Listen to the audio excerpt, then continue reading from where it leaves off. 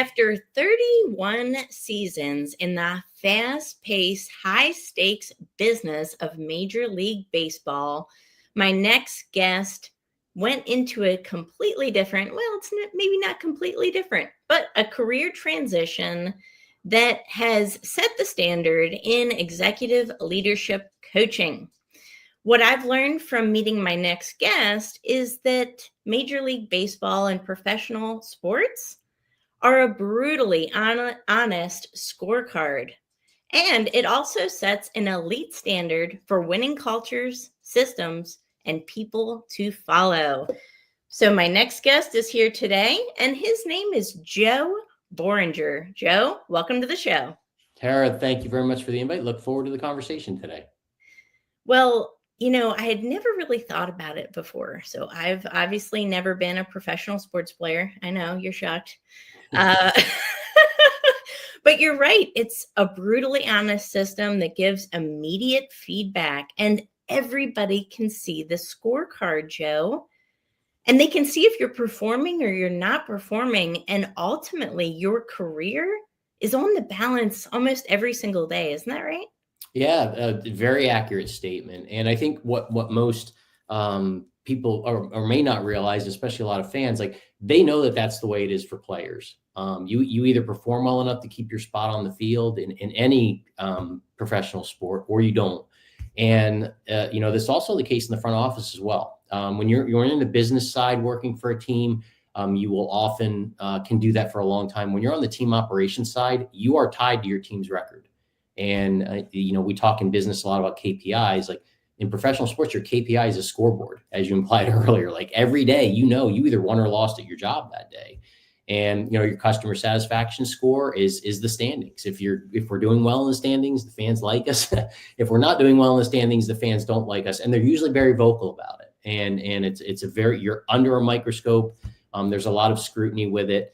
It is a fast-paced, high-stakes environment. And, as you said, you do get really, really honest feedback on where you stand. I was really fortunate in my career. I won a lot more than I lost, which is probably why I stuck around as long as I did. But, like any team, your performance is only as good as the quality of your team and the quality of your teammates. So first and foremost, I was really fortunate to work with a lot of quality people along the way that ultimately the processes we've put in place led to good results. And drop some names, because I'm sure there's a lot of fans out there listening to this. So which teams did you work for, Joe?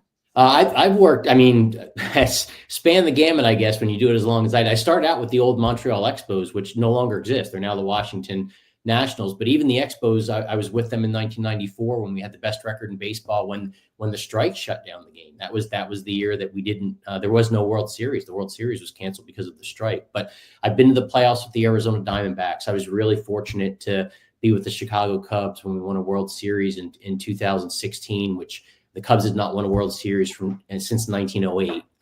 Was wrapped up my career with the Seattle Mariners. When I first went to the Mariners from the Cubs, it was the longest non-playoff streak in North American sports, which again, you're under a microscope. And, I was really proud of the fact that it helped lay the groundwork for the Mariners were able to end that streak and make the postseason in 2022. So to be a part of the planning stages of that was really satisfying for me. And I've had a chance to work with a couple Hall of Famers. Pat Gillick, for fans on the line, is a Hall of Fame general manager, won a couple World Series with the Blue Jays, won one with the Phillies. Also, future Hall of Famer with Chicago. I was with Theo Epstein, who not only broke the curse of the Bambino with the Red Sox to win a historic title in 2004, but then turned around and broke the curse of the Billy Goat with the Cubs in 2016. So again, always had a chance to be with good organizations, good people, and especially good mentors to learn what translates and what doesn't, and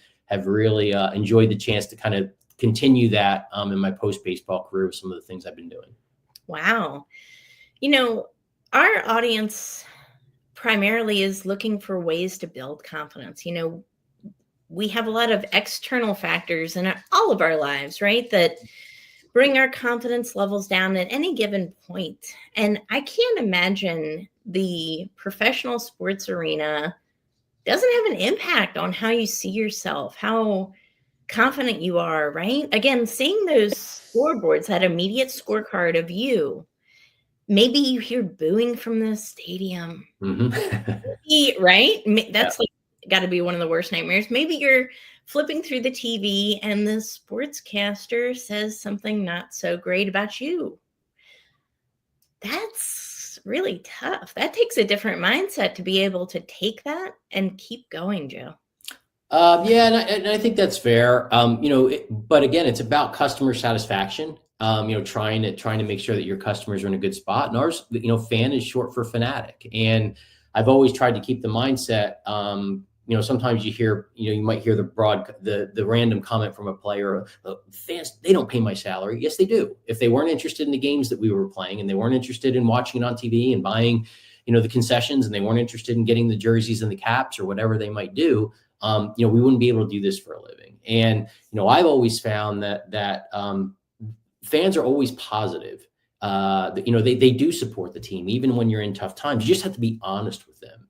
And, I can think I had an instance where I first joined the Cubs. We were terrible. We knew that coming in. It was a turnaround. You were trying to do the worst to first is the kind of the phrase that gets us affiliated with it or associated with it. We lost 100 games the first year, and then we're able to win a World Series. But I remember that very first year, you're kind of tearing it down to the studs and trying to build it back up, which any corporate turnaround is like that. Like when you bring in new people from the outside, it's rarely because you're doing great things. It's usually because they're looking for some sort of change. And, you can call it change management on the low end, or you can call it change leadership. You have an opportunity to change in whatever your next version is.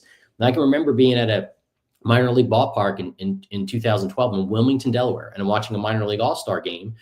And I'm watching pregame practice. I'm just sitting in the stands, and a husband and wife come in and sit behind me.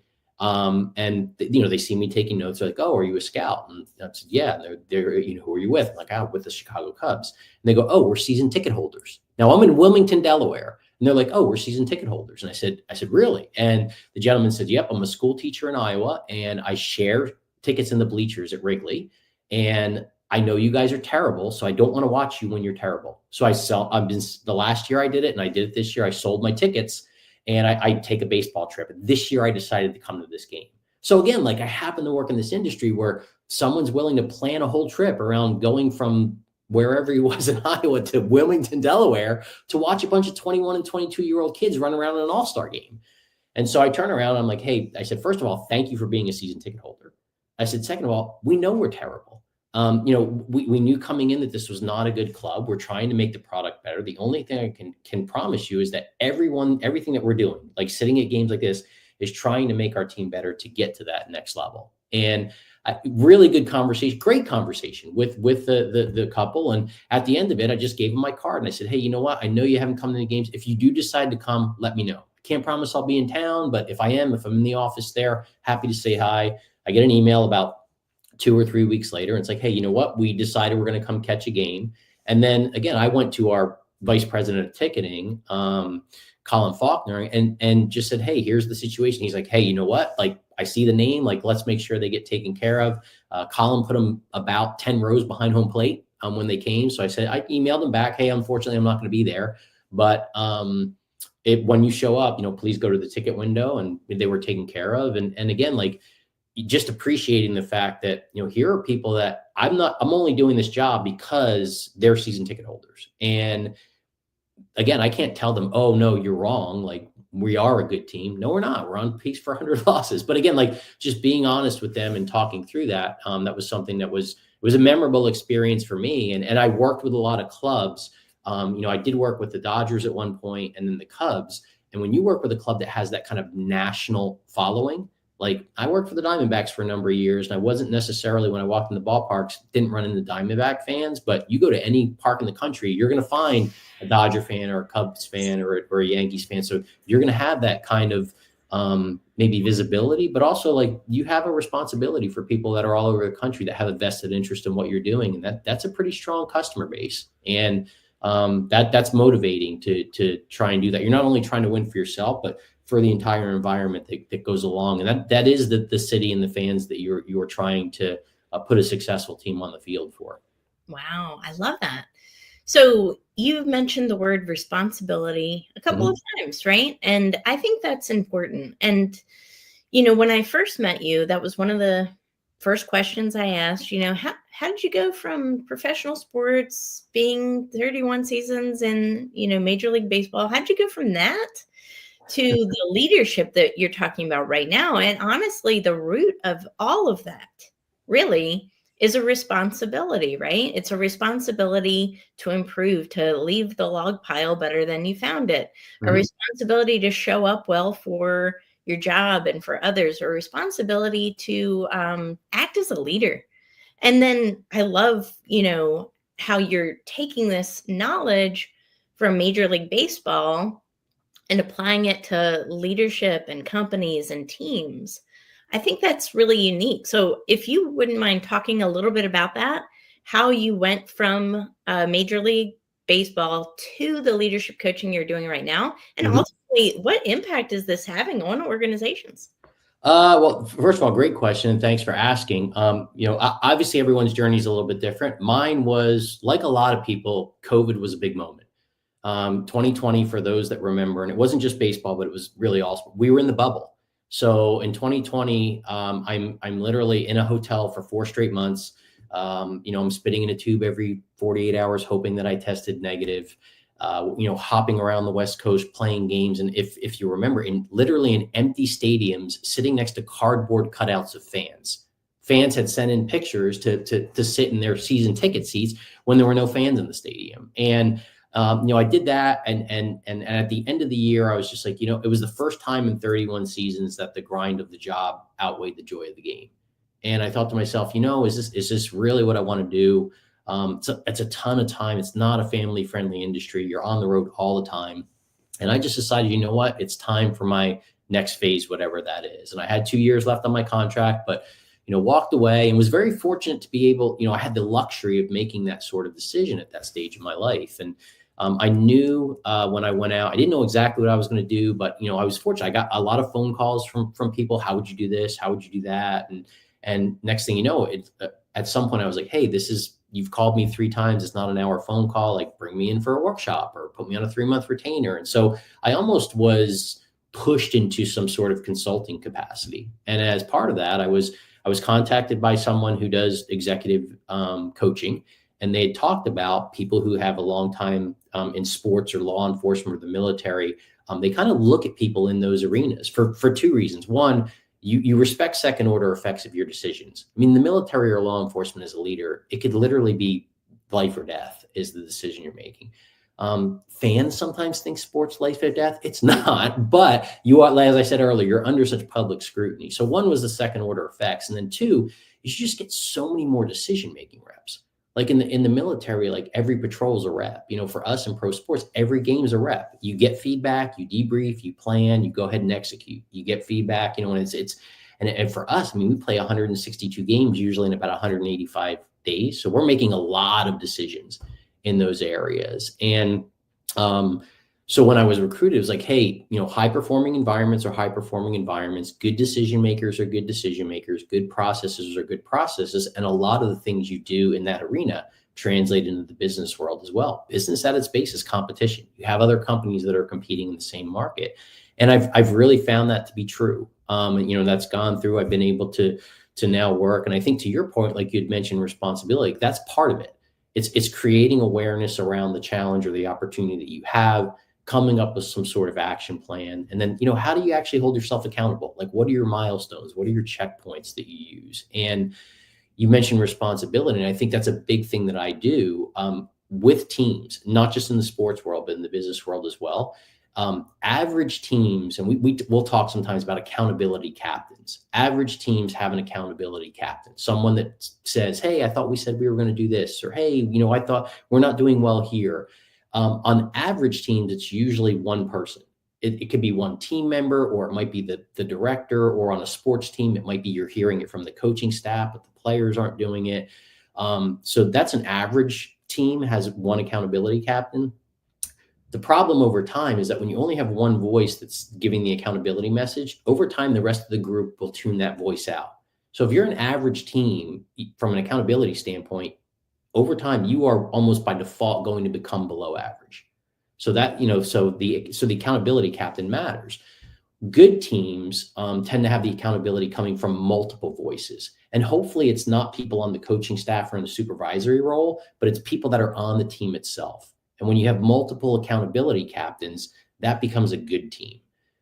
Great teams, at least in my experience, and there's some psychology to back this up as well. Great teams, accountability, actually, there are no accountability captains because accountability turns into responsibility. And everyone on the team is taking responsibility for not letting their teammates down and not holding the team back and making sure that the team reaches its goals. So trying to start out with accountability and turning it into responsibility. When you think about all the great companies or all the great teams, they were surrounded by people who took responsibility for what they were doing. We talk a lot about Apple. Steve Jobs wasn't looking to create a company. He was trying to take responsibility for making the world a better place through technology. And they have actually done that. When you think about those types of elite teams or elite groups or elite companies, those are the ones where the individuals realize they are part of something bigger than themselves, and they take responsibility to, where you implied earlier, kind of leaving it in a better place than it was where they got there. And when you can create that kind of environment, you can move mountains, but it's really, really hard to do. But I'm very familiar with what that looks like for teams that have been successful. And, when you do it 31 years, you have some clunkers as well. I've seen some teams that haven't been able to do it well, and I've learned a lot of things, unfortunately, the hard way, but I've learned a lot of things from that as well. But it has translated kind of across and adjacent, where high-performing teams are high-performing teams and elite performing teams are elite-performing teams, and they do a lot of the same things with a lot of the same characteristics and character traits for their people and how they go about their business every day to make sure that they're attaining their highest level. Wow. So much wisdom there. I always joke because, my method is called the GRASP method, right? So my book is called Grasp Confidence. The show is called Grasp Confidence Podcast. GRASP stands for gratitude, responsibility, action, sight, purpose. Mm-hmm. All the other ones are so everybody wants me to speak on, right? So I will get occasionally an opportunity to speak about gratitude. That's typically a lot.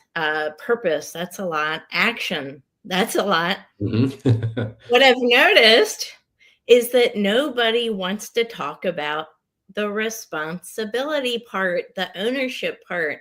But here's the thing, and you hint on this, without that responsibility, you don't have well-performed action. Mm-hmm.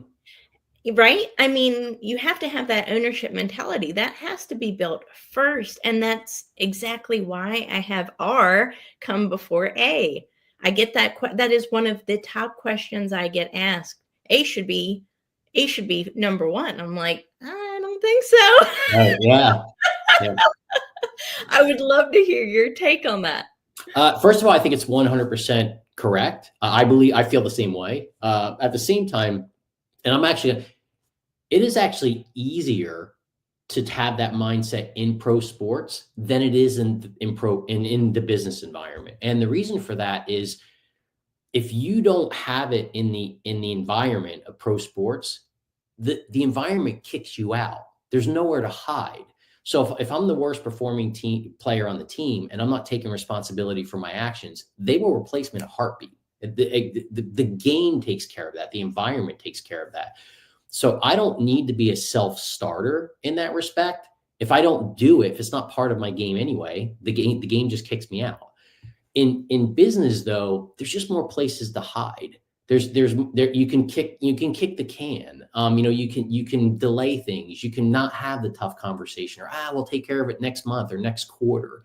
If I'm a CFO and I make a decision and I won't find out what happens for 12 to 16 quarters, well, that's 3 or 4 years for one decision-making loop, one feedback loop, and so in business, it's actually tougher to create that because it has to start from within. You have to want to do it because there is nowhere to hide, in pro sports, but there's plenty of places to hide in the corporate world. And it's always easier to kick it until tomorrow. Whereas in baseball, if If we lose a really tough game today, tomorrow's game is starting at 7:05, whether we're ready or not. So we have no opportunity to kick the can or to delay the start. First pitch is at 7:05, and if we're not ready to go, the game's going to start anyway. So we have that systemically that forces us to kind of flush it out and gear back up for the next rep. In the business world, you have the opportunity of maybe moving that timeline or delaying that timeline. And unfortunately, if you delay that timeline too often and find reasons to delay it, you never actually address it. And then you not only first of all, you don't get accountability, but you'll never get to responsibility with that. So in some ways, it's actually easier to find that or make that journey in the pro sports world because the environment it's already contained. In the business world, the question becomes, and part of the things I talk about with groups is how do you create that environment, like leveraging the skills and the passions and the knowledge that your people have. How do you create that environment so that you're always building towards something, and it's always in a positive way? How do you build? How do you keep building toward whatever on a scale of 1 to 10? How do you keep building toward a 10, even if you know in your heart of hearts you might never get there, because you always, a lot of people that have that mindset always think you can do something a little bit better. Absolutely. I think there's always room for improvement, right? And this is part of the compound effect that I'm really passionate about. It's about getting steady, progressive improvements all the time, right? Every single day we have a choice. And the choice is, do I want to stay the same or revert, even worse, right?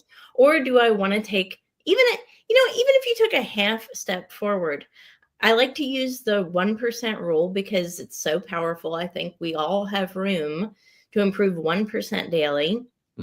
Compounded over 365 days, you're 37 times improved. Now, here's the kicker. If you're 37x, right, from January to January, are you even going to recognize yourself? You're a totally different person. Think about it. You're physically going to be a different person because probably if you're 1% improvement every single day, you're going to be more conscious and cognizant of your physical health. But you're also going to be improved upon things like your ownership mindset, your responsibility. I'm sure your finances are going to improve. If you own a company, your team is going to improve, right? It translates into more than just monetary success. This is success of the whole person, company, team, everybody. And ultimately, like at the top, when you have that executive presence at the top, who's not just talking the talk, which happens a lot, Joe, but actually walking the walk and showing others that it's possible through their own inspired action. What do you think about that? Also agree with that. The buzzwords are right.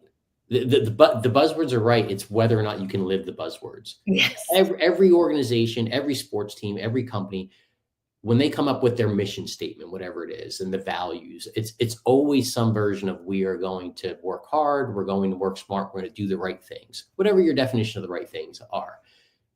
It's all some branch off of those three things. Well, the organizations that we talk about and we want to aspire toward, they actually live those things. They don't just say them. They're not just words. They're actually in their actions and in their behaviors. And we talk about that a lot. And, to your point, like breaking it down, some of the greatest athletes in the world or coaches in the world. I can remember Bill Belichick, Hall of Fame coach, and I think it's 7 Super Bowl titles with the Patriots. And they had won a Super Bowl and they was coming in the next season, and someone asked like, hey, like a legacy question, like, what are you trying to accomplish? What do you have left to do? What do you still want to do? And his answer was, well, I'd like to have a good practice today. That would be a start.